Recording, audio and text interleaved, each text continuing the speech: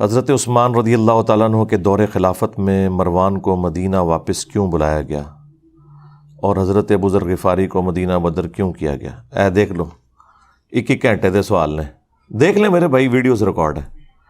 اور کیا جب حضرت عثمان نے اپنے رشتہ داروں کو حکومتی عہدے دیے اس وقت ملوکیت کی بنیاد نہیں رکھ دی گئی تھی؟ دیکھیں، وہ اس طرح کے جو ڈیسیژن حضرت عثمان کے وہ ملوکیت کی طرف لے جانے والے تو بن گئے بعد میں، تو ظاہر ہے جب بھی ڈاؤن فال شروع ہوتا ہے تو اچانک نہیں ہوتا، گریجولی ہوتا ہے، یہ نیچرل ہے، اچانک کچھ بھی نہیں تبدیلی آتی۔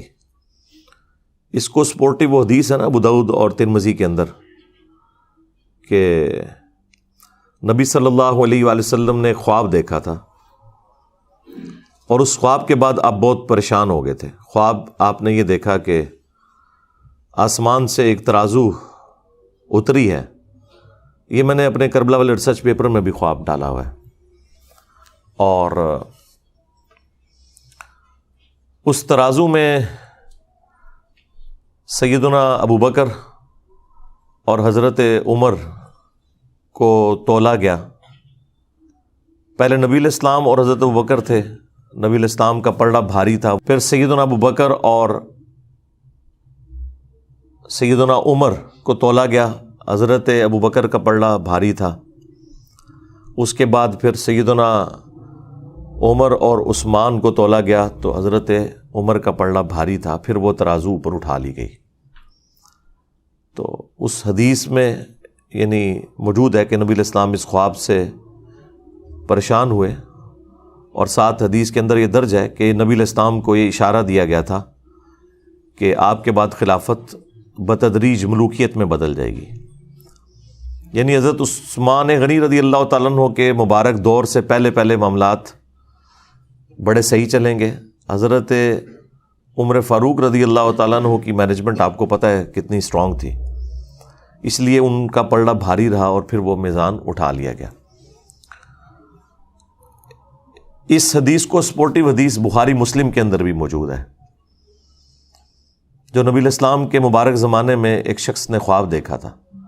اب یہ خواب کوئی بزرگوں والے بیان نہیں ہو رہے، ہم تو خوابوں کے خلاف ہیں کہ خوابوں سے تو نہیں کوئی دین ثابت ہوتا، لیکن پیغمبر کا خواب وحی الہی ہوتا ہے، وہ اسی طریقے سے ہے جیسے اللہ اسے بتا رہا ہے، اس میں شیطان کی کوئی دخل نہیں ہے۔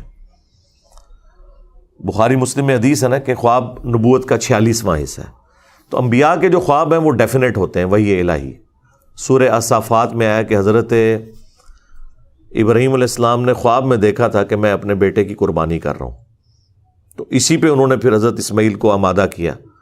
یعنی خواب کے اوپر ایک بندے کو قتل کرنا، اس کے اوپر آمادہ ہو جانا، یہ صرف اسی صورت میں ہے کہ جب وہ وحی الہی ہو، ورنہ تو کوئی انسان دوسرے انسان کو ناحق قتل نہیں کر سکتا بغیر کسی وجہ کے۔ 2 ہی استثناء آئی ہیں، فساد فی الارض یا قتل کے بدلے قتل۔ اسی لیے آپ دیکھیں جو حضرت موسیٰ اور خضر کا واقعہ آیا ہے سورۃ الکہف کے اندر، اس میں بھی جب وہ بچے کو قتل کر دیتے ہیں، حضرت موسیٰ علیہ السلام اس پر اعتراض کرتے ہیں کہ تم نے نفس کے بغیر ایک دوسرے نفس کو قتل کر دیا۔ تو وہ تو خیر مسئلہ تقدیر کا ایشو تھا، وہ اللہ تعالیٰ نے فرشتوں کے ذریعے موت لینی ہوتی ہے، چاہے حضرت اسرائیل علیہ السلام آئیں یا ان کے بہاف کے اوپر حضرت خضر وہ ڈیوٹی پوری کریں۔ اس سے کسی انسان کا دوسرے انسان کو قتل کرنا ثابت نہیں ہوتا۔ تو انبیاء کرام کے جو خواب ہیں وہ وحی الہی ہوتے ہیں۔ انبیاء کے بعد بخاری مسلم میں آیا کہ میری وفات کے بعد اب نبوت کی خبروں میں صرف مبشرات باقی ہیں۔ پوچھا گیا مبشرات کیا ہیں، تو آپ علیہ السلام نے فرمایا کہ خواب۔ پھر بخاری مسلم میں ہی آیا ہے کہ خواب کی 3 اقسام ہیں، یا تو اللہ کی طرف سے ہوگا یا وہ شیطان کی طرف سے، اور ساتھ ایک تابعی کا قول ابن سیرین کا نقل کیا ہے امام بخاری امام مسلم نے، انہوں نے اسی کی چھوٹی کیٹیگری بتائی کہ یا وہ نفس کی طرف سے ہوگا پھر خواب، یعنی جو انسان سوچتا ہے بعض اوقات وہی چیز خواب کی شکل میں اسے نظر آ جاتی ہے۔ اور ایٹیچیوڈ یہ ہے کہ جب اچھا خواب دیکھیں اللہ کا شکر ادا کریں، اور اگر کوئی برا خواب دیکھتے ہیں تو آپ بائیں طرف 3 دفعہ تھوک دیں، اور اس کا ذکر بھی کسی کے ساتھ نہ کریں، برا خواب اگر کسی کو آتا ہے تو۔ اب یہاں پر اللہ کے محبوب صلی اللہ علیہ وآلہ وسلم کا خواب میں نے بیان کیا، ابو داؤد سے، ترمذی سے، مسند احمد میں بھی یہ خواب موجود ہے۔ ایک اور خواب جو رسول اللہ کے مبارک زمانے میں آیا، وہ حدیث بخاری اور مسلم دونوں میں ہے، وہ میں نے کربلا والے ریسرچ پیپر میں ڈالی ہوئی ہے۔ اس حدیث میں یہ آتا ہے کہ ایک شخص نے خواب دیکھا کہ آسمان سے گھی اور شہد ٹپک رہا ہے اور ایک سائبان بادل نے سایہ کیے ہوئے ہیں اور ایک رسی بھی لٹک رہی ہے۔ تھوڑی دیر بعد نبی صلی اللہ علیہ وآلہ وسلم وہ مبارک رسی پکڑتے ہیں اور اوپر چڑھ جاتے ہیں آسمان پہ،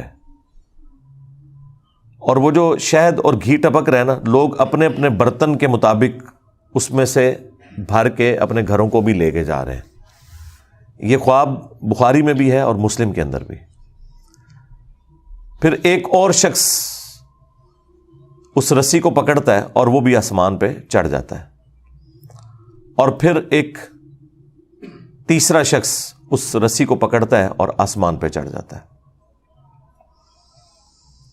یعنی نبی صلی اللہ علیہ وآلہ وسلم کے بعد دو اور اشخاص ہیں جو اس رسی کو پکڑ کے آسمان پہ چڑھ جاتے ہیں۔ جب چوتھا شخص پکڑتا ہے، یعنی نبی علیہ السلام اور دو اور لوگ اور پھر ایک چوتھا شخص، تو وہ رسی ٹوٹ جاتی ہے۔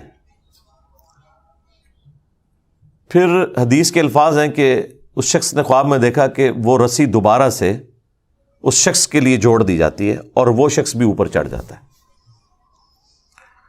جب یہ خواب سنانے والا نبی علیہ السلام کی بارگاہ میں حاضر ہوا تعبیر پوچھنے کے لیے، تو آپ کی تو مبارک عادت تھی کہ آپ فجر کے بعد خوابوں کی تعبیر ارشاد فرمایا کرتے تھے۔ اب یہ وہ سنت ہے جس پہ آج کوئی عمل نہیں کر سکتا، نہ کوئی اس کے اوپر کوئی تماشا کھڑا کر سکتا ہے۔ ظاہر ہے کہ خواب چونکہ نبوت کی خبروں سے ہیں، تو نبی علیہ السلام کے مبارک زمانے میں تو وحی کا سلسلہ رکا نہیں تھا، تو اللہ کے نبی کو وحی کی تائید حاصل تھی، آپ خواب کی تعبیر بیان فرما سکتے تھے۔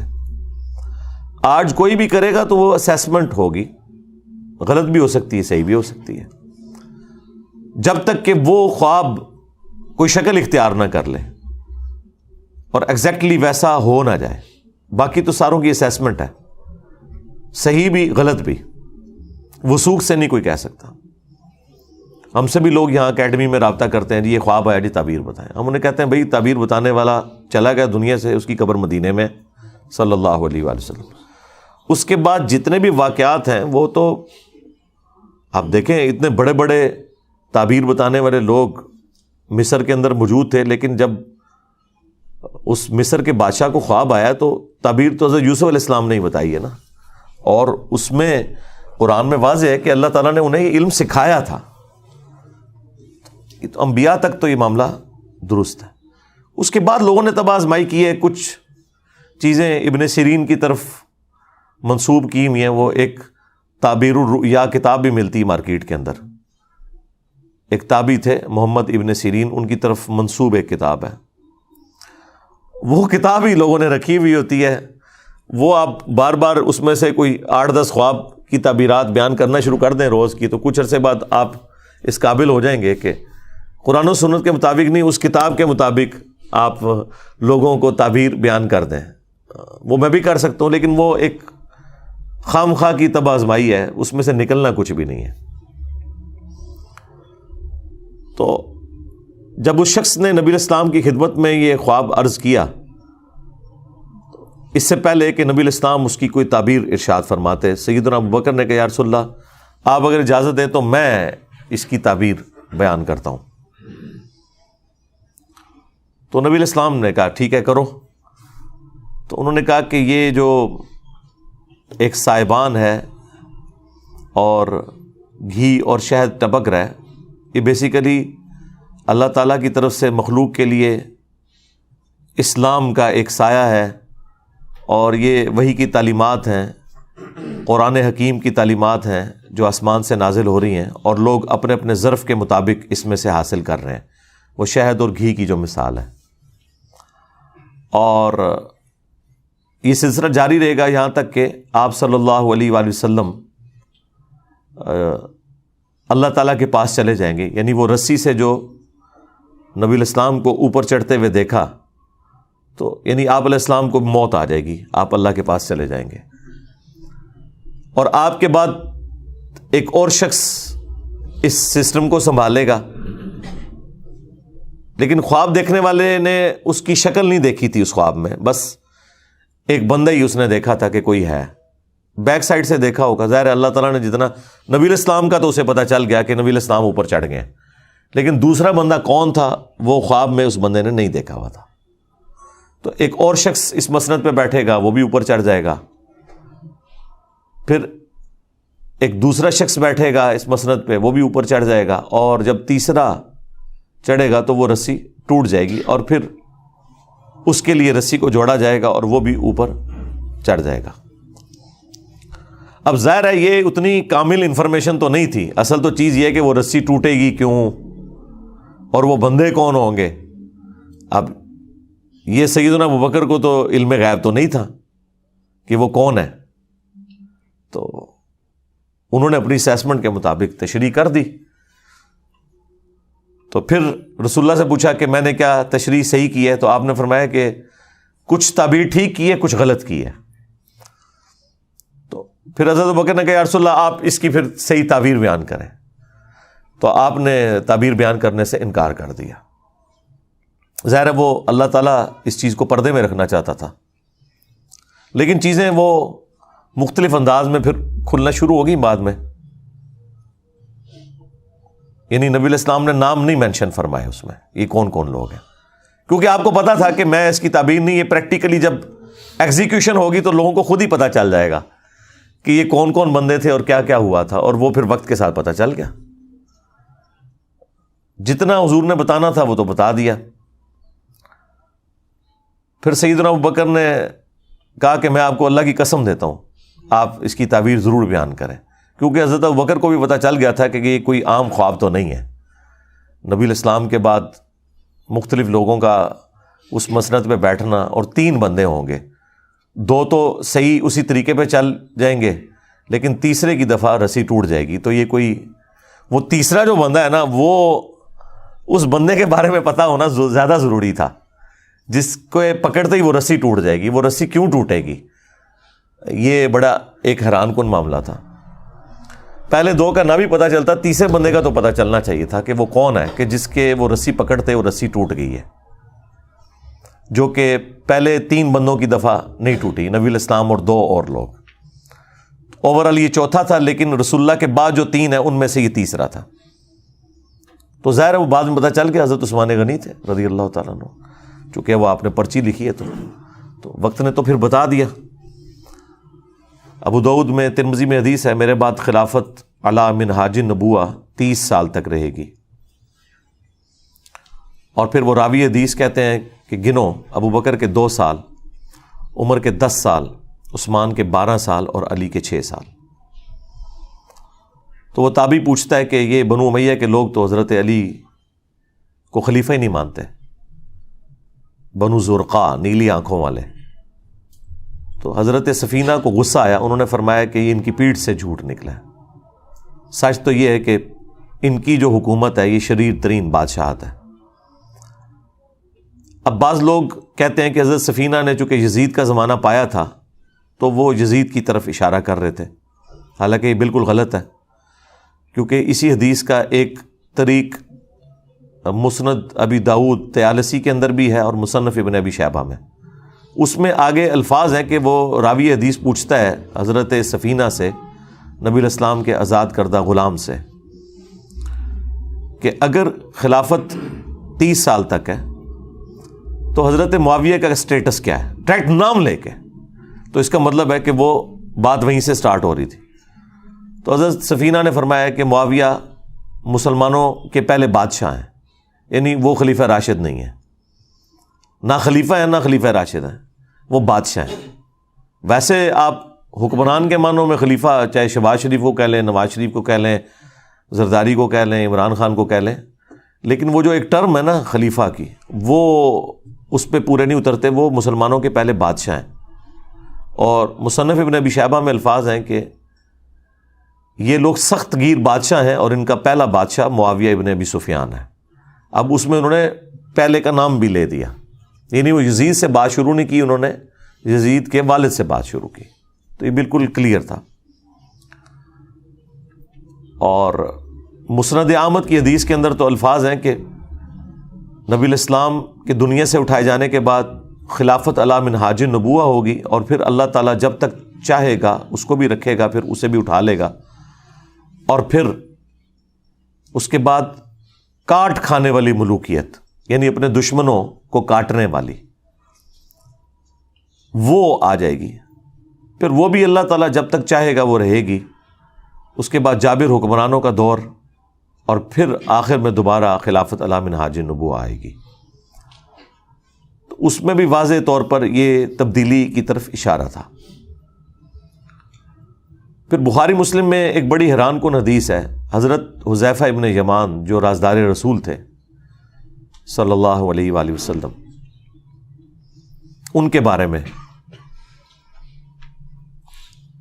وہ اپنے شاگردوں میں بیٹھے ہوئے تھے، تو حضرت عمر فاروق رضی اللہ تعالیٰ عنہ اس وقت امیر المومنین تھے اپنے دور خلافت کے اندر. تو وہ وہاں ان کے پاس آئے،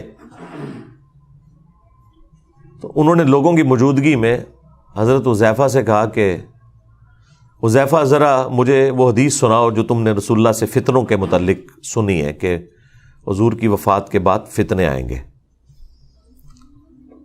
تو انہوں نے کہا کہ وہ تو بہت ساری احادیث ہیں. تو حضرت عمر نے کہا نہیں، میں اس بڑے فتنے کی بات کر رہا ہوں جو سمندر کی موجوں کی طرح آئے گا. آج کے دور میں آپ سمجھ لیں سونامی کی طرح ایک بڑا فتنہ مسلمانوں کے اوپر نبی الاسلام کے بعد. تو حضرت حذیفہ نے کہا اے امیر المومنین، آپ کو اس فتنے سے کوئی ڈر نہیں ہے، اس لیے آپ تو بے فکر رہیں، آپ کا اس فتنے سے کوئی لینا دینا نہیں، آپ اس فتنے میں مبتلا نہیں ہوں گے.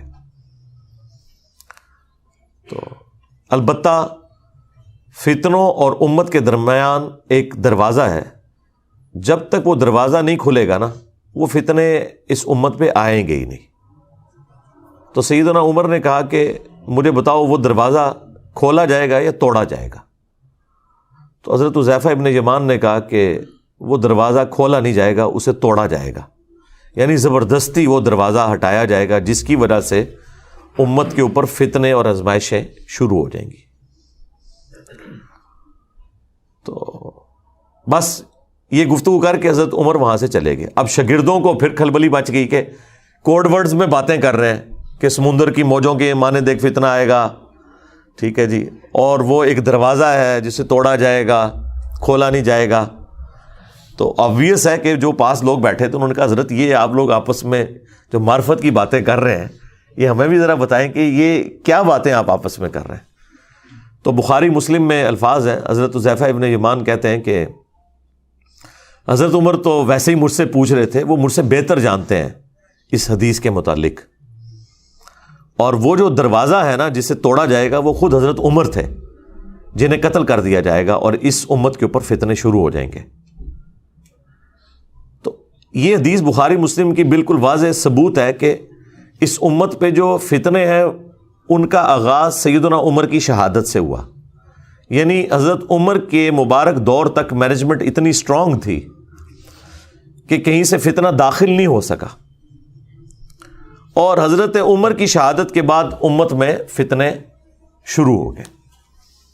اس لیے وہ مولانا اسحاق صاحب صحیح فرمایا کرتے تھے رحمہ اللہ تعالی کہ حضرت ابو بکر اور عمر کی جو خلافتیں ہیں یہ خلافت محفوظہ ہے، یعنی اسپیشل پروٹیکشن ہے اللہ تعالیٰ کی طرف سے. اور حضرت عثمان اور حضرت علی کی جو خلافتیں ہیں یہ خلافت مفتونہ ہے، یعنی فتنوں کا دور ہے. یعنی خلیفہ برے نہیں تھے، لیکن بہرحال زمانے میں ایسا تغیر لوگوں کے اعتبار سے آ گیا کہ وہ خلافت مفتونہ بن گئی، فتنوں کا دور بن گیا. اب آپ دیکھیں کتنا بڑا ظلم ہے. جو لوگ بھی اس ٹاپک کے اوپر بولتے ہیں نا، چونکہ انہوں نے بنو امیہ کا دفاع کرنا ہوتا ہے تو آپ دیکھیں گے یہ جتنے بنو امیہ کی چاکری کرنے والے لوگ ہیں، خواہ وہ مکاری سے کر رہے ہوں جس طرح علماء دیوبند ہیں، علماء وہابیہ ہیں اہل حدیث، یا علماء بریلویہ، چاہے اپنے بھول پان میں کر رہے ہوں جس طرح کے ڈاکٹر اسرار صاحب، یہ دونوں بنو امیہ پہ پردہ ڈالنے کے لیے ہمیشہ کہتے ہیں کہ مسلمانوں پہ فتنوں کا آغاز حضرت عثمان کی شہادت تھی، تاکہ وہ کربلا کا رخ کسی اور طرف موڑ دیں۔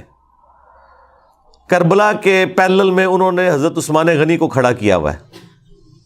سیدنا عثمان کی شہادت یقیناً مظلومانہ ہے۔ ہم اگر حضرت عثمان غنی رضی اللہ تعالیٰ عنہ کو مظلوم تصور نہ کریں، خلیفہ راشد تصور نہ کریں، تو ہمارا حضرت علی کے حق میں مقدمہ ویسے ہی ختم ہو جائے گا، کیونکہ حضرت علی کو ہم چوتھا خلیفہ راشد جبھی مانتے ہیں جب ہم تیسرا خلیفہ راشد سیدنا عثمان کو مانیں گے۔ لہٰذا ہمیں تو کوئی کلیریفیکیشن دینے کی ضرورت ہی نہیں ہے، ہم تو چاروں خلفاء کو مانتے ہیں، اور ہم رسول اللہ کی اس حدیث کو بالکل اس پہ غیبی ایمان رکھتے ہیں جو آپ نے فرمایا تھا ابو داؤد اور ترمذی میں کہ میرے بعد جو کوئی بھی زندہ رہا وہ بہت اختلاف دیکھے گا، اس اختلاف کے دور کے اندر علیکم بسنتی و سنت الخلفاء الراشدین المہدیین، تم میری سنت اور میرے خلفاء راشدین کی سنت کو مضبوطی سے پکڑ لینا اپنی داڑھوں سے، اور دین میں نئی نئی بدعتوں سے بچنا۔ یہ بدعتیں گمراہیاں ہیں اور یہ گمراہیاں جہنم میں لے جانے والی ہیں۔ اب نبی الاسلام نے خلفاء راشدین کے جو مخالفین ہیں یا ان کے دور کے اندر جو ان کی مخالفت پہ کھڑے ہونے والے لوگ ہیں، بشرطے کہ وہ خلفاء ان کے اس اختلاف کو صحیح نہ مان لیں، اگر وہ خود مان لیں کہ یار یہ ہماری جو مخالفت کر رہا ہے یہ بندہ ٹھیک بات کر رہا ہے، وہ تو الگ بات، لیکن جہاں پہ خلفاء کی جنگیں آ جائیں یا مخالفت اس لیول پہ آ جائے وہ پھر معاملہ الگ ہے۔ تو نبی الاسلام فرمایا کہ تم نے میری اور میرے خلفاء راشدین کی سنت کو لازم پکڑنا ہے۔ اس لیے دیکھیں کہ ہم حضرت ابوبکر صدیق رضی اللہ تعالیٰ عنہ کے مقابلے پر منکرین زکوٰۃ کو، مرتدین کو نہیں درست سمجھتے، سیدنا عمر کے مقابلے پر رومنز اور پرشینز کو نہیں درست سمجھتے، سیدنا عثمان کے مقابلے پر بلوائیوں کو، جن میں سے اکثر صحابہ ہی تھے، ان کی اس ایکٹیویٹی کو جو انہوں نے حضرت عثمان کو شہید کر دیا۔ اب بیچ میں ظاہر ہے کہ وہ اسپیسیفکلی بندہ کون ہے وہ تو بے نظیر کے قاتلوں کا بھی نہیں پتہ چلا، جبکہ اتنے کیمرے موجود ہیں، تو اس وقت تو کوئی کیمرے بھی نہیں تھے، نہ علم غیب اس زمانے میں ہوتا تھا، یہ تو بعد میں دریافت ہوا ہے نا۔ تو لیکن ان کی وہ ایکٹیویٹی کہ حضرت عثمان کی شہادت تک پہنچی، اس میں ہم حضرت عثمان کے مخالفین کو اس ایکٹیویٹی میں غلطی پر مانتے ہیں، اور ان کی طرح مکاری نہیں کرتے کہ اجتہادی غلطی کہتے ہیں، صراحتاً غلطی ہے، فساد ہے، فتنہ ہے۔ لیکن حضرت عثمان اتنے اپ رائٹ تھے کہ بخاری میں 695 نمبر حدیث ہے، جب ساتھیوں نے پوچھا کہ نماز ہمیں فتنوں کا امام پڑھا رہا ہے اور ہمارے امام آپ ہیں، آپ محصور ہو چکے ہیں اپنے گھر میں، اب ہم نماز اس مسجد میں جا کے پڑھیں یا گھر میں ہی پڑھ لیں؟ تو سیدنا عثمان نے کہا کہ نماز ہی تو مسلمانوں میں ایک اجتماعی نیکی کا کام ہے، نیکی کے کاموں میں ساتھ دو، برائی میں ان سے الگ رہو۔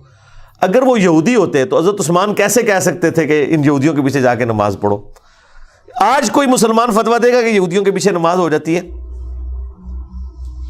وہ پتہ تھا کہ وہ صلح حدیبیہ کے صحابہ ہیں، ان میں اختلاف رائے بھی درست تھا، مخالفت درست نہیں تھی، اس کا جو ایکسٹریم رزلٹ نکلا وہ درست نہیں تھا۔ بہرحال وہ سارے کا سارا معاملہ تلپٹ ہو گیا۔ اس کے بعد جب سیدنا علی کا دور آتا ہے تو پھر وہی رول چلے گا نا، علیکم بسنتی و سنت الخلفاء الراشدین المہدیین۔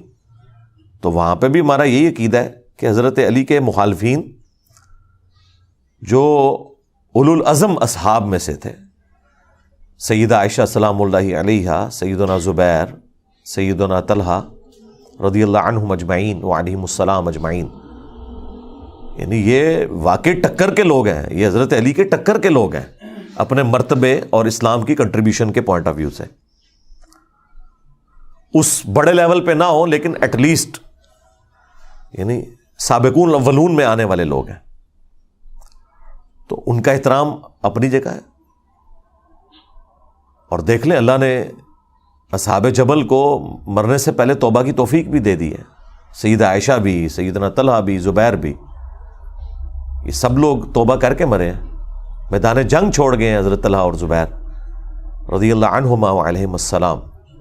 اور حضرت علی کا بھی ایٹیچیوڈ دیکھیں، جب ان کے ایک فوجی نے آ کے بتایا ابن جرموز نے کہ میں حضرت زبیر کو قتل کر کے وہ ان کا سر کاٹ کے لے آیا، تو حضرت علی نے اس کو اپنے پاس آنے بھی نہیں دیا. اور یہ حضرت علی رضی اللہ تعالیٰ عنہ کی قسمت میں تھا کہ ان کے سامنے کسی صحابی کا سر کاٹ کے نہ لایا جاتا، ادروائز وہ لایا تو تھا. جب ساتھیوں نے بتایا ابن جرموز آیا تو انہوں نے کہا کہ صفیہ کے بیٹے کے قاتل کو جہنم کی بشارت دے دو. میں نے رسول اللہ سے سنا تھا کہ ہر نبی کا کوئی نہ کوئی حواری ہے، اور میرا حواری قریبی ساتھی جس نے حضرت عیسیٰ کے ساتھ 12 تھے، ان میں سے زبیر ابن عوام بھی ایک میرا حواری ہے. تو جاؤ صفیہ کے بیٹے کے قاتل ابن جرموز کو جہنم کی بشارت دے دو. جب وہ اسے خبر دی گئی، وہ خبیث حضرت علی سے بھی ناراض ہو کے خارجی بن گیا. یعنی حضرت علی نے انصاف کا دامن نہیں چھوڑا کہ غصہ نکالتے کہ بھئی زبیر میرے خلاف کیوں کھڑا ہوا ہے تو میں اب ان کی فضیلت چھپا لوں.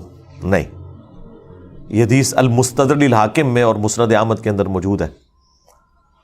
اب مرتبہ یعنی آپ نے نہیں کام ہونے دیا.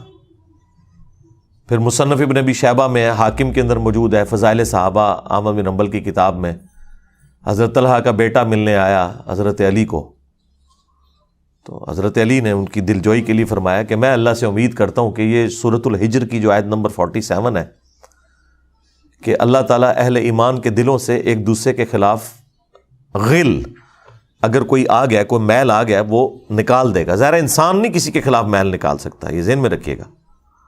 انسان کے اندر کوئی ایسا سافٹ ویئر نہیں کہ جو کوئی کسی چیز کو ڈیلیٹ کر دے یا انڈو کر دے، اللہ نکالے گا. اور وہ سورۃ الحجر کے الفاظ ہیں کہ وہ جنت میں آمنے سامنے بیٹھے ہوں گے تختوں پہ. آمنے سامنے انسان اس وقت بیٹھ سکتا ہے جب ایک دوسرے سے نظریں نہ چرائے، یعنی اس لیول تک اللہ تعالیٰ ان کے دلوں کو پاک کر دے گا. تو حضرت طلحہ کے بیٹے سے محمد ابن طلحہ سے سیدنا علی نے فرمایا کہ میں اللہ سے امید کرتا ہوں کہ یہ حدیث میرے طلحہ، زبیر اور عثمان بن عفان کے بارے میں ہوگی کہ اللہ تعالیٰ ہمارے دلوں میں جو ایک دوسرے کے لیے میل آ گیا وہ نکال دے گا. حضرت عثمان کا بھی ذکر اس میں کیا ہے، یعنی وہ بات پیچھے سے سٹارٹ ہوئی تھی. حضرت علی کو تو پتا تھا نا کہ معاملہ کہاں سے گریجولی سٹارٹ ہوا ہے، لیکن بہرحال حضرت علی ٹالریٹ بھی کرتے تھے، سمجھاتے بھی تھے. بخاری میں حدیث ہے، محمد ابن حنفیہ کہتے ہیں کہ ان کے سامنے کسی نے حضرت علی کے بارے میں کوئی نازیبا الفاظ بولے کہ بھئی، اب وہ الفاظ امام بخاری نے نقل نہیں کیے. امام بخاری کی ایک شرافت ہے، وہ چند ایک الفاظ سکپ کر دیتے ہیں، لیکن ظاہر ہے ذہین لوگ تو پہچان لیتے ہیں کہ کوئی بات ایسی ضرور ہوئی ہے کیونکہ اگلے الفاظ اس کو سپورٹ کر دیتے ہیں. ہاں، ابن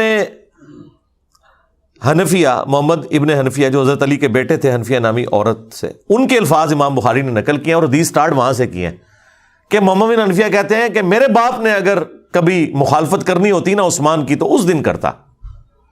تو اس سے پہلے بھی تو کوئی واقعہ ہوا ہوگا نا جس کو وہ کہہ رہے تھے، وہ پھکی دے رہے تھے نا کسی کو، تو ظاہر ہے وہ اسی بات میں پھکی دے رہے ہوں گے کہ بھئی تیرا ابا جڑا نا وہ حضرت عثمان میں مخالفین ہی شامل سی. اس کے علاوہ تو اور کوئی جملہ نہیں ہو سکتا. جبھی وہ اپنے باپ کی صفائی پیش کر رہے ہیں کہ اگر میرا باپ عثمان کے مخالف ہوتا تو سب سے زیادہ حق تھا اس دن مخالف ہوتا. اب یہ الفاظ بخاری میں، اور پھر وہ آگے محمد حنفیہ وہ بتاتے ہیں کہ جب حضرت عثمان کے گورنروں کی شکایت حضرت علی کو کی گئی کہ یہ مال غنیمت میں بیت المال میں خرد برد کرتے ہیں، تو حضرت علی رضی اللہ تعالیٰ عنہ نے رسول اللہ کی لکھی ہوئی ایک تحریر مجھے دی اور کہا کہ بیٹا یہ جا کے عثمان کو دو اور کہو کہ اپنے گورنروں کو یہ رسول اللہ کی لکھی ہوئی تحریر بھیجیں کہ وہ بیت المال میں جو تقسیم ہے وہ اس کے مطابق کریں. یہ حدیث بخاری میں ہے, یہ کوئی کہانی شریف نہیں ہے ناسبیوں کی لکھی ہوئی, یہ بخاری شریف ہے. کم از کم 2 طرق تو آئے ہیں اس کے بخاری میں. میں نے کربلا ریسرچ پیپر میں یہ حدیث بھی ڈالی ہوئی ہے حضرت عثمان کی شہادت کے اسباب میں. آپ مومن حنفیہ وہ تحریر لے کے پہنچتے ہیں اور کہتے ہیں یہ رسول اللہ کی تحریر ہے. اب سیدنا عثمان پتہ نہیں کس موڈ میں بیٹھے ہوئے تھے, انہوں نے کہا کہ ہمیں اس تحریر کی حاجت نہیں ہے, اسے لے جاؤ. اب آج کوئی ہمیں بتائے کہ یہ حضور کی لکھوائی ہوئی تحریر ہے, آپ نے اس کے مطابق چلنا ہے, ہم تو اسے چوم کے آنکھوں سے لگائیں گے. لیکن اس طرح کا ایٹیچیوڈ, اس کے بعد انسان کو غصہ ہی آئے گا نا. اس لیے مومن حنفیہ کہہ رہے تھے کہ وہ دن تھا کہ میرا باپ عثمان کے خلاف کھڑا ہوتا کہ اس نے رسول اللہ کی تحریر کو اس طرح واپس کیا. اچھا, اب سنیوں کو پتا ہے یہ سیدھی سیدھی حدیث جو ہے وہ ایک چارج شیٹ بن جائے گی, تو انہوں نے بریکٹ میں پتہ کیا لکھا ہے, حضرت عثمان کے پاس اس کی فوٹو کاپی موجود تھی اس لیے انہوں نے کہا کہ آپ لے جائیں, میرے پاس پہلے ہی موجود ہے.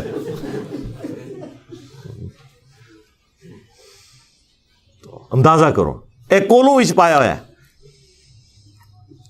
تو اب اگر کسی کو بخاری شریف پڑھ کے بخار چڑھے تو وہ پھر اپنا بخار اسی طرح ہی نکالے گا نا.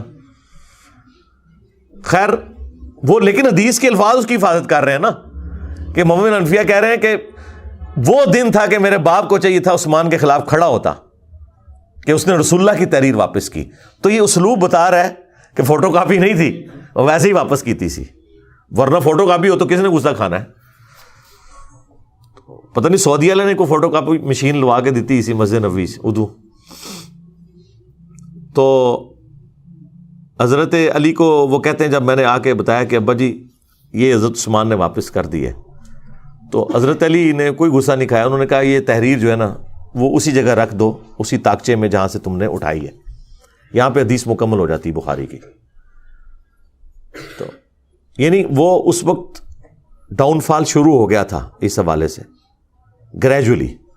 نہج البلاغہ میں بھی حضرت علی کی وہ نصیحتیں موجود ہیں جو حضرت عثمان کو کی ہیں انہوں نے. وہ کمال کی نصیحتیں ہیں, وہ پڑھنے والی ہیں. اس میں حضرت علی نے جو جملے بولے, کیا عثمان تیرا سٹیٹس پہلے 2 خلفاء والا نہیں ہے, کیونکہ تجھے رسول اللہ کے ساتھ دامادگی کا شرف بھی حاصل ہے. سیدنا عثمان کا داماد رسول ہونا نہج البلاغہ میں شیعہ کی کتاب میں ثابت ہے, اسی نصیحت کے اندر جو ان کا خطبہ کہہ لیں یا مکتوب کہہ لیں. تو حضرت علی حضرت عثمان کو سمجھاتے ہوئے یہ کہہ رہے ہیں کہ پہلے 2 خلفاء سے زیادہ تمہاری ذمہ داری ہے, کیونکہ تم رسول اللہ کے داماد بھی ہو. داماد تو بیٹوں کی جگہ ہوتا ہے. تو یہ جو تمہاری شکایتیں تمہارے گورنروں کی آتی ہیں تمہارے پاس, ان کے طرف توجہ دے کے ان ایشوز کو ریزالو کرو. وہ کرتے بھی تھے. بخاری مسلم دونوں میں آیا کہ وہ ایک بھائی تھا ان کا, عقبہ ابن ابی معیط کا بیٹا ولید بن عقبہ, اس نے شراب پی کے فجر کی 4 فرض پڑھا دیے. بخاری میں بھی ہے, مسلم میں بھی ہے, حضرت عثمان والے چیپٹر میں ہے بخاری کے اندر, اور مسلم میں شراب کی حرمت والے چیپٹر میں, اور مسلم میں پورا وہ واقعہ تفصیل کے ساتھ ہے. جب وہ سلام پھیر کے فارغ ہوا تو لوگوں نے کہا کہ یہ تو نماز تو نے ٹھیک نہیں پڑھائی ہے. تو اس نے کہا اگر کم پڑھا دی ہے تو میں اور پڑھا دینا, حالانکہ پہلے ہی انہیں 2 فالتو پڑھائی ہیں سب. پھر لوگوں کو شک پڑا تو جناب وہ تو دور تھا بڑا مبارک, ادھر کوئی سوچ سکتا ہے نمازی جناب جو تھے وہ آگے آ کے اس کے پاس بیٹھ کے اس کا منہ سونگھنا شروع کر دیا. ادھر کوئی گورنر کے قریب بھی کو لگ سکتا ہے, لیکن ظاہر ہے کہ اس وقت گورنر کو ایک سمجھا جاتا تھا کہ وہ سرونٹ ہے عوام کا. یہ تو آج حکمرانی کا کانسیپٹ ہے نا, ادھر تو خلیفۃ المسلمین بھی اکاؤنٹیبل ہوتا تھا عوام کو, تو گورنر تو شاہی کوئی نہیں. تو جب وہ سونگا تو شراب کی بدبو آ رہی تھی, لوگوں نے پتہ چل گیا جناب کہ یہ تو شراب پی ہے. انہوں نے جناب اسے پکڑ کے گورنر کو اتار کے ابو موسیٰ اشعری کو گورنر لگا دیا اور کہا کہ واپس جا مدینہ، حضرت عثمان کو خط بھجوا دیا کہ یہ اپنا تحفہ واپس قبول کریں جو آپ نے ہم پہ مسلط کیا تھا. تو اور یہاں سے مینجمنٹ کمزور ہوگی کہ خلیفہ وقت کے ہوتے ہوئے عوام ڈیسیژن کر رہی ہے کہ وہ خلیفہ سے پوچھے بغیر اس کا گورنر ہٹا رہی ہے خود ہی عدالت لگا کے، اور اس کی جگہ ایک نیا گورنر لگا رہی ہے. یعنی یہ اسلام کی تاریخ میں یہ سٹارٹ تھا حضرت عثمان کی خلافت کی کمزوری کا، جو ان کے دور خلافت میں آئی کہ لوگوں نے قانون ہاتھ میں لینا شروع کر دیا. خیر جب وہاں پہنچا تو حضرت عثمان نے کہا کہ میں لوگوں کی چیما گوئیاں سن رہا ہوں کہ یہ اب اپنے بھائی کو سزا نہیں دے گا، تو میں تو اسے نہیں چھوڑوں گا. دربار لگایا گیا، حضرت علی چیف جسٹس تھے. حضرت علی کو حضرت عثمان نے کہا لگائیں اس کو کوڑے جتنے بنتے ہیں اس کے. تو حضرت علی نے حسن ابن علی سے کہا کہ بیٹا اٹھو اور 40 کوڑے لگاؤ اسے. تو حضرت حسن نے کہا کہ جو ان کی میٹھی کھاتا ہے وہی کڑوی چکھے، یعنی حضرت عثمان کی طرف اشارہ کیا کہ عثمان اس کا بینیفیشری ہے اس حوالے سے کہ انہوں نے اپنے ریلیٹیوز کو گورنری کے عہدے پہ لگایا ہوا ہے. باقی ظاہر ہے ان سے کوئی کھاتے پیتے تو نہیں تھے، لیکن ظاہر ہے ایک رشتہ داری تو وہ نبھا رہے تھے. تو اب کڑوی بھی یہی چکھے، کیونکہ اس زمانے میں قبائلی تعصب بہت زیادہ تھا. بنو امیہ بنو ہاشم کی لڑائیاں تو رسول اللہ کی بعثت سے پہلے سے تھیں، ان کا آپس کا جیلسی فیکٹر. تو اس کی طرف ان کا اشارہ تھا کہ میں یہ کام نہیں کروں گا. تو حضرت علی نے اس کا کوئی برا نہیں مانا. حضرت حسن وہاں سے چلے گئے، باپ کی بات نہیں مانی، آپ اندازہ کریں. اور یعنی اس سے آپ اندازہ کریں گے اس زمانے میں کتنا ان گورنروں کے بارے میں نفرت پائی جاتی تھی.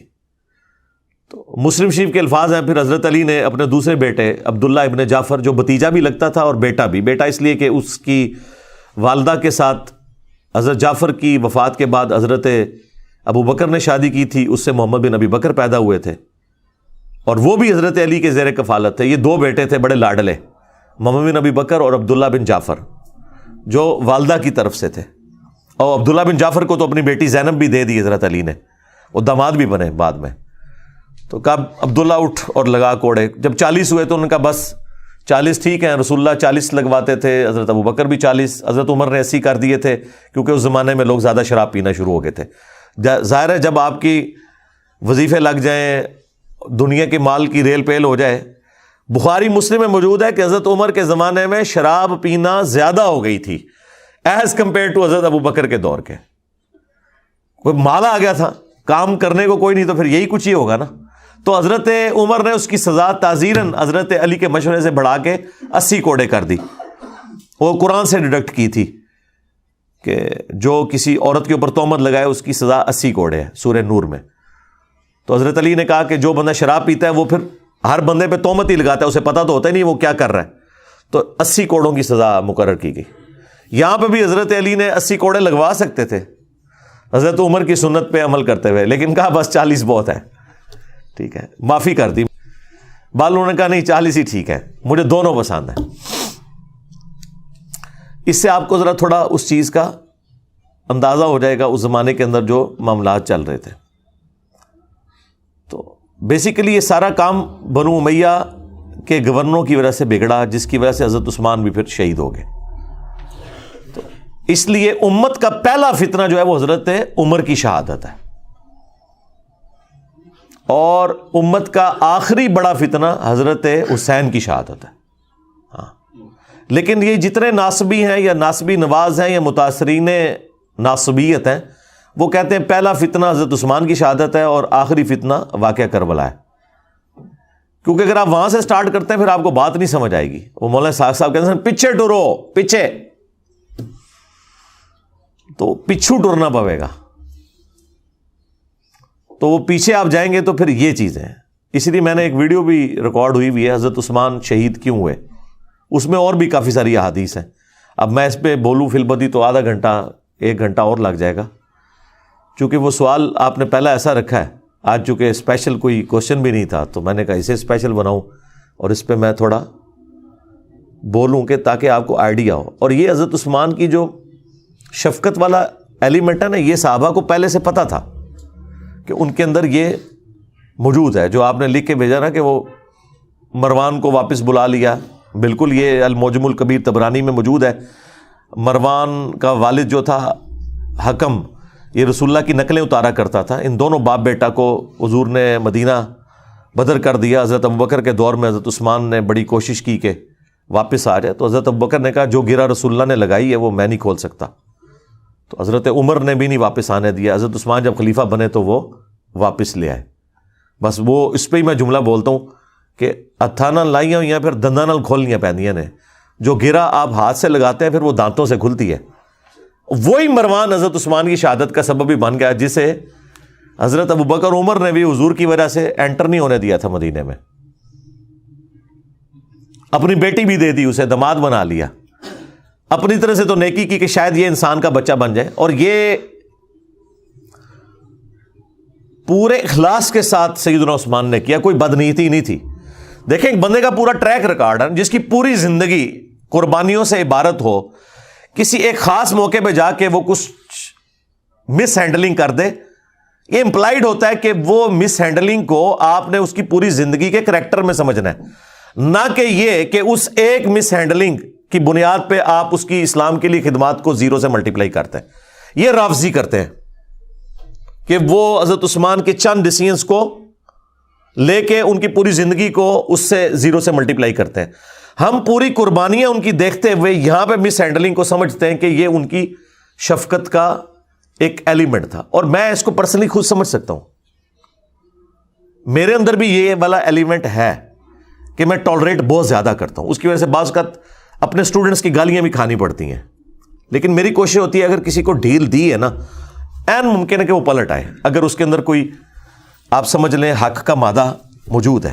لیکن اس کے باوجود اگر وہ بار بار اس طرح کی وہ ایکٹیویٹی پرفارم کرے, پھر میں ظاہر ہے کہ صرف نظر نہیں کرتا, پھر میں حضرت عمر کی طرح سخت ہو جاتا ہوں. لیکن پہلے حضرت عثمان والی نرمی میرے اندر موجود ہوتی ہے اپنے ہر اس اسٹوڈنٹ کے لیے جس کے لیے میں چاہتا ہوں کہ یار اس کے اندر کوئی اصلاح کا معاملہ ہو سکتا ہے. اب مجھے وہ تفصیلات بتانے کی ضرورت نہیں, نہ عام بندوں کو اس کی ضرورت ہے, وہ ہمارے مینیجریل ایشوز ہوتے ہیں. لیکن جب ونس مجھے کلیئر ہو جائے نا, کرسٹل کلیئر, پھر میں حضرت عثمان والا ایٹیچیوڈ نہیں کرتا. شروع میں رکھتا ہوں, بعد میں پھر حضرت عمر والا ایٹیچیوڈ. سیدھی سی بات ہے, پھر والی بات نہیں ہوگی. تو یہ مروان ہی پھر اسی نے مور لگائی تھی, آپ کو پتا ہے, محمد بن ابی بکر اور 300 ساتھیوں کے قتل کا فتویٰ لکھ دیا تھا جب مصر کے گورنر کی شکایت آئی تھی. تو حضرت عثمان نے تو یہ لکھوایا تھا کہ وہ گورنر معزول اور محمد بن ابی بکر گورنر, اور مروان نے خاتمہ لکھا کہ جیسے ہی یہ پہنچے ان ساروں کو قتل کر دو, اور خط لادہ سے حضرت عثمان کی مور لگا کے بھیج دیا. وہ تو راستے میں جب وہ ایک گھوڑ سوار جا رہا تھا تو محمد بن ابی بکر کی نظر پڑ گئی, وہ بڑے شارپ تھے, انہیں کہا کام پہ ہے ساڑھے نال, منو نہ منو, اس کو پکڑا دو. خط نکل آیا, پھر وہ سارے واپس آ گئے. حضرت عثمان کے گھر کا گھیراؤ کیا 40 دن تک, پانی تک بند کر دیا. تو وہ غصہ تو وہ صحیح نکال رہے تھے, لیکن جو ایکٹیویٹی پرفارم کر دی وہ بہت ایکسٹریم تھی. اور دوسری طرف حضرت عثمان کی بھی شرافت ہے کہ انہوں نے اپنے حق میں کوئی تلوار کسی کو نہیں اٹھانے دی. ان کو تو اندازہ نہیں تھا کہ یہ پروٹیسٹ جو ہے اس لیول تک چلا جائے گا. اور وہ جو گورنر تھا مصر کا عبداللہ بن سعد ابی سرا, وہ بھی حضرت عثمان کا بھائی لگتا تھا رشتے میں, اور یہ وہی تھا جو کاتب وہی مرتد ہو گیا ہوا تھا. سنن نسائی اور ابو داؤد میں حدیث ہے. اور حضور نے 4 بندوں کے لیے فرمایا تھا کہ یہ غلاف کعبہ میں بھی چھپے ہونا, انہیں قتل کر دینا ہے. یہ بھی لحاظ نہیں کرنا کہ غلاف کعبہ کے اندر ہے کہ کعبے کی حرمت ہے, ان کے لیے حرمت بھی اٹھ جائے گی. ان میں سے ایک بندہ تھا, حضرت عثمان نے اسے اپنے گھر چھپا لیا. سنن نسائی میں, ابو داؤد میں, یہ میں نے کربلا والے ریسرچ پیپر میں ڈالا ہوا ہے سب کچھ. اللہ کے حضور کے سامنے پروڈیوس کر دیا, کہا یا رسول اللہ میرے کہنے پہ اسے معاف کر دیں. اب یہ تو بنتا ہی نہیں تھا, جب اللہ کے نبی کا حکم آ گیا تو وہ تو سب سے اوپر ہے. اب حضور کو غصہ تو آیا, ناراضگی تو ہی, آپ نے اپنا چہرہ انور پھیر لیا. حضور کے غصے کا اظہار بس اتنا ہی ہوتا تھا, اور یہ بہت بڑی بات ہوتی تھی, آپ چہرہ انور پھیر لیں. حضرت عثمان دوسری طرح سے آیا, یا رسول اللہ میرے کہنے پہ معاف کر دیں. ٹھیک ہے, 3 دفعہ ریکویسٹ کی, آپ چہرہ پھیرتے رہے. 4تھی دفعہ حضور نے کہا چلو ٹھیک ہے. وہ جب حضرت عثمان اس کو لے کے خوشی خوشی وہاں سے نکل گئے، حضور نے فرمایا تم میں سے کوئی ایک بھی ایسا نہیں تھا جو اسے قتل کر دیتا؟ جب تم دیکھ رہے ہو کہ میں اپنا چہرہ انور پھیر رہا ہوں تو تم اس کا مطلب نہیں سمجھ رہے تھے کہ اس کو نہیں چھوڑنا؟ کاتب وحی تھا، کاتب وحی مرتد ہونے کا مطلب ہے کہ حضور کی نبوت کو چیلنج کیا اس نے کہ یہ نعوذ باللہ من ذالک یہ سب کچھ فراڈ چل رہا ہے. جس طرح بخاری مسلم میں ہے کہ ایک کاتب وحی کہتا تھا کہ محمد کو تو کچھ پتہ نہیں، جو میں لکھ دیتا ہوں وہی قرآن ہوتا ہے. تو حضور کو اتنا غصہ ہے، آپ نے فرمایا یہ مر گیا، زمین اسے قبول نہیں کرے گی. بخاری مسلم کے الفاظ ہیں، اس کو دفناتے تھے، زمین اٹھا کے پرے پھینکتی تھی. یہ معجزہ لوگوں نے دیکھا، اور لوگوں میں مشہور ہوا کہ شاید یہ رات کے وقت حضور کے ساتھی اسے نکال کے باہر پھینک دیتے ہیں. انہوں نے بہت گہری قبر کھودی، پہرا دیا، پھر لاش صبح باہر پڑی ہوئی تھی. پھر ان کو پتا چل گیا کہ بھائی یہ اس نے حضور کی نبوت کے اوپر ہاتھ ڈالا ہے. یہ ہونا ضروری تھا کیونکہ قرآن کے اوپر ہی تو سارا ایک معاملہ چل رہا تھا. اگر قرآن ہی ڈاؤٹ فل ہوتا ہے تو پھر نبی علیہ السلام کی نبوت تو سٹیک پہ لگ جانی تھی. وہ بھی کاتب وحی تھا اور اس نے سورہ آل عمران، سورہ بقرہ حضور سے پڑھی ہوئی تھی. یہ لوگ کاتب وحی کو فضیلت کے طور پہ پیش کر رہے ہوتے ہیں. دو کا تو میں نے آپ کو حال بتا دیا. ایک مرتد ہو کے مرا اور لاش اس کی باہر نکل آئی، اور دوسرے کو حضور نے کہا یہ غلاف کعبہ میں چھپا اسے قتل کر دینا، عبداللہ بن سعد ابی سرا. تو حضور نے فرمایا کہ جب تم دیکھ رہے ہو کہ میں چہرہ اقدس پھیر رہا ہوں تو اسے مار کیوں نہیں دیا تم نے؟ تو صحابہ نے کہا یا رسول اللہ آپ ایک دفعہ ہمیں آنکھ سے یوں کر کے اشارہ کر دیتے نا تو ہم اسے نہ چھوڑتے. آپ نے فرمایا نبی کے لیے شایع نہیں کہ وہ آنکھ سے اشارہ کرے.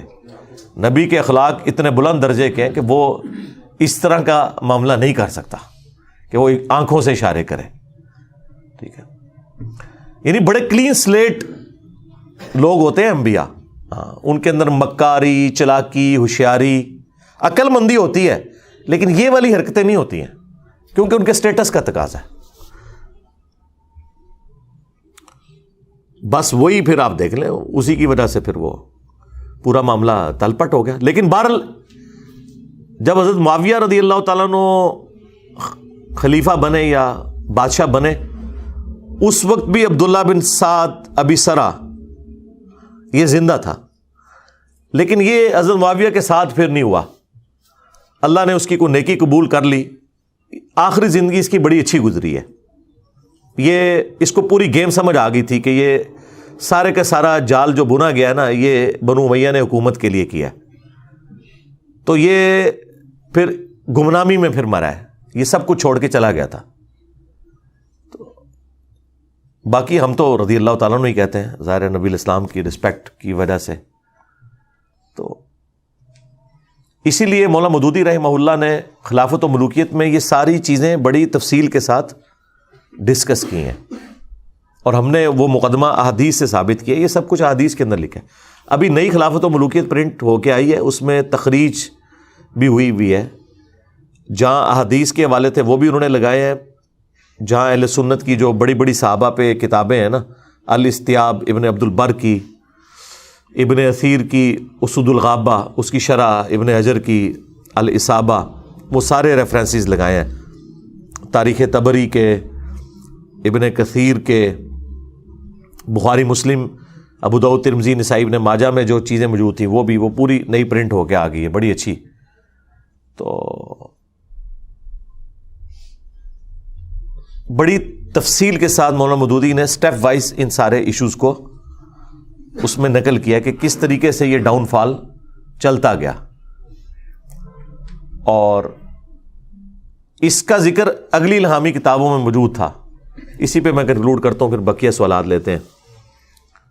ابو داؤد میں ایک حدیث ہے کہ حضرت عمر نے اپنے دور خلافت کے اندر ایک پادری کے پاس بھیجا اپنے خادم کو اور کہا کہ اس سے پوچھو کہ تمہاری کتابوں کے اندر میرے بارے میں کیا لکھا ہوا ہے. تو اس پادری کو جب بلا کے لائے وہ، تو حضرت عمر نے جب پوچھا تو انہوں نے کہا کہ ایک آہنی دیوار ہیں آپ، لوہے کی طرح. وہی جو بخاری مسلم میں الفاظ ہیں کہ میری امت اور فتنوں کے درمیان دروازہ عمر ہے، جب تک یہ دروازہ ہے نا فتنے نہیں شروع ہوں گے. تو یعنی وہ جیسا یہ کہتے ہیں نا بزرگان سامنے ہے سب کچھ، تو وہ حضرت عمر وہ بزرگ تھے جنہوں نے روحانی طور پہ نہیں اپنی مینیجریل سکلز کی وجہ سے فتنوں کو دبایا ہوا تھا. ٹالرنس تو زیرو تھی نا جناب, بالکل. تو آپ نے فرمایا میرے بعد جو خلیفہ بنے گا اس کے بارے میں تمہاری کتابوں میں کیا ہے؟ تو اس پادری نے کہا کہ بڑا نیک خلیفہ ہوگا سوائے ایک چیز کے کہ وہ اپنے رشتہ داروں کو نوازے گا, یعنی یہ اس کے اندر ایک کمزوری ہوگی. حضرت عمر کی زبان سے فی البدی یہ الفاظ نکل گئے, خدا عثمان پر رحم کرے. ہمارے عثمان بھائی بھی جب کوئی اس طرح کی حرکت کرے تو میں کہتا ہوں خدا عثمان پہ رحم کرے. ان کو سمجھ آ جاتی ہے کہ میں کیا کہہ رہا ہوں. تو بعض لوگ کہتے ہیں یہ حضرت عمر کا علم غیب تھا. وہ علم غیب نہیں تھا, ان کے دماغ میں ایک پلان تھا کہ میں 6 بندوں کو کمیٹی کی شکل میں رکھوں گا. ان میں حضرت عثمان بھی تھے, ظاہر ہے, بخاری کے الفاظ ہیں, مسلم میں بھی حدیث موجود ہے, بخاری میں تو نام ہے علی, عثمان, طلحہ, زبیر, عبد الرحمن بن عوف اور سعد بن ابی وقاص کہ نبی علیہ السلام اپنی وفات تک ان سے راضی رہے. وہ عشرۃ مبشرۃ میں سے یہ 6 بندے بچے ہوئے تھے. ایک 7ویں بھی تھے سعید ابن زید, چونکہ وہ بہنوئی تھے اس لیے حضرت عمر نے ان کا نام ذکر نہیں کیا کہ میرے ساتھ رشتہ داری ہے تو اس کو تو میں نکالوں گا. ورنہ آپ نے کرائٹیریا یہ بنایا کہ ان سے رسول اللہ اپنی وفات تک راضی تھے. یہ وہ 10 صحابہ جنہیں جنت کی بشارت ملی, ان میں سے وہ 6 اس وقت زندہ تھے, 7ویں زندہ تھے لیکن وہ رشتہ داری کی وجہ سے ان کو چھوڑ دیا. اور مسلم میں تو الفاظ ہیں کہ حضرت عمر نے خواب دیکھا تھا, ایک مرغے نے انہیں خواب میں ٹھونگ ماری ہے آخری حج کے موقع پہ. انہوں نے کہا مجھے لگتا ہے کہ اب میں نہیں بچوں گا. تو پھر انہوں نے خطبہ دیا, انہوں نے کہا کہ اگر میں اچانک مار دیا جاؤں نا تو تم نے 6 بندوں کے سوا کسی کو خلیفہ نہیں چننا. مسلم میں وہ 6 بندوں کے نام نہیں تھے, بخاری میں وہ 6 آ گئے. یعنی وہ شروع سے حضرت عمر کے دماغ میں پلان تھا. بخاری میں تو ہے کہ زخم لگا اور جب ڈاکٹر نے کہا آپ نہیں بچیں گے تب 6 بندوں کے نام لیے. لیکن مسلم میں تو آپ بالکل ٹھیک تھے, حج کے موقع پہ بھی آپ نے جب خواب دیکھا تو اس وقت بھی کہا کہ 6 بندے, اور صحابہ کو پتا تھا وہ کن 6 بندوں کا کہہ رہے ہیں. تو وہ حضرت عمر کے پلان میں تھے 6 بندے. تو اس پورے پلان میں دیکھیں اگر ایک پادری آ کے کہتا ہے تو انہیں پتا تھا ان 6 میں سے کون سا ایسا بندہ ہے کہ جس کے اندر یہ کمزوری ہے, اور پیچھے ٹریک ریکارڈ ہے کہ اس نے عبداللہ بن سعد ابی سرا کو بھی لا کے معافی دلوائی حضور سے, اور دوسرا مروان بن حکم اور اس کے والد کے لیے بھی سفارشیں کرتے رہے پوری زندگی, حضور سے بھی, حضرت ابو بکر سے بھی, عمر سے بھی. پوری نہیں ہوئی لیکن کرتے تو رہے نا. اس کی وجہ سے وہ ٹریک ریکارڈ تھا. تو اس کی وجہ سے انہوں نے کہا یہ کوئی علم غیب نہیں تھا, اسیسمنٹ تھی. پھر کہا اس کے بعد جو خلیفہ ہوگا, تو ان کا اس کے بعد جو خلیفہ ہوگا نا وہ تو لوہے کا میل ہے. تو حضرت عمر کو بڑا غصہ آیا, انہوں نے کہا بدبودار یہ کیا کہہ رہا ہے تو؟ ان کا حضرت خلیفہ بڑا نیک ہوگا لیکن مسلمانوں کی تلواریں نیام سے باہر آ چکی ہوں گی, اس کا پورا دور خلافت جنگوں میں گزرے گا. اور وہ دیکھ لیں حضرت علی کا دور خلافت, جنگ جمل, صفین, نہروان, یہ اگلی کتابوں میں بھی چیزیں موجود تھیں, اور بھی کافی ساری چیزیں, لیکن وہ پھر سینسر میں کر دیتا ہوں. بس اتنی بتاتا ہوں کہ جس سے آپ کو اوورال ایک سینیریو کلیئر ہو جائے. لیکن ہم نہ رافضیوں کی طرح نعوذ باللہ حضرت عثمان غنی رضی اللہ تعالیٰ عنہ کے بارے میں کوئی ایسا تان کریں جو اوورال ان کے کریکٹر کو میلائن کرے. انسانی کمزوری ہے, کسی کے اندر بھی ہو سکتی ہے, ہر انسان کے اندر کوئی نہ کوئی کمزوری موجود ہوتی ہے, لیکن وہ 0 سے ملٹیپلائی نہیں ہوتا. اور نہ ہم ناسویوں کی طرح کہ ہم حضرت عثمان کے پیچھے بنو امیہ کو چھپائیں. حضرت عثمان یا عمر بن عبد العزیز یہ بنو امیہ میں ویسے ہی ہیں جیسے آل فرعون میں موسیٰ, اس اعتبار سے کہ اس خاندان میں ہوتے ہوئے بھی یہ بڑے العزم لوگ ہیں جن کی اسلام کے لیے خدمات ہیں, اور ان کی خدمات کی وجہ سے جن باقی لوگوں نے اسلام کو نقصان پہنچایا یا خلافت کو نقصان پہنچایا وہ اس کے پیچھے چھپ نہیں سکتے. یہ 2 ایکسٹریمز ہو جاتی ہیں. باقی میری تفصیلی ویڈیوز موجود ہیں, اور ریٹن میں بھی میں نے کربلا والے ریسرچ پیپر میں 200 احادیث ان تمام ٹاپکس پہ سیدنا عمر کی شہادت سے لے کے کربلا تک وہ جمع کیے ہیں. وہ ہر ایک بھائی کو ریسرچ پیپر اور بقیہ کے 8 ریسرچ پیپر اور 3 اذکار کارڈ، یہ 12 کا پیکیج ہم فری دیتے ہیں لیکچر کے اینڈ کے اوپر. اور پوری دنیا سے لوگ رابطہ کر سکتے ہیں یہاں، لیکن ایڈریس پاکستان کا دینا ہوگا. تو ہم فری بھجواتے ہیں، صرف TCS کا 500 کا خرچہ آتا ہے ہمارا، باقی ہم دیتے فری ہیں. وہ آپ منگوا سکتے ہیں 032159000162. صبح 9 سے شام 5 بجے تک یہ فون کھلا ہوتا ہے، آپ رابطہ کر سکتے ہیں. اس پہ واٹس ایپ بھی بنا ہوا ہے، تو وہ آپ کو ریسرچ پیپرز فری بھجوا دیں گے. تو وہ آپ پڑھیں اور PDF ڈاؤن لوڈ کر لیں ahlsunnatpak.com سے.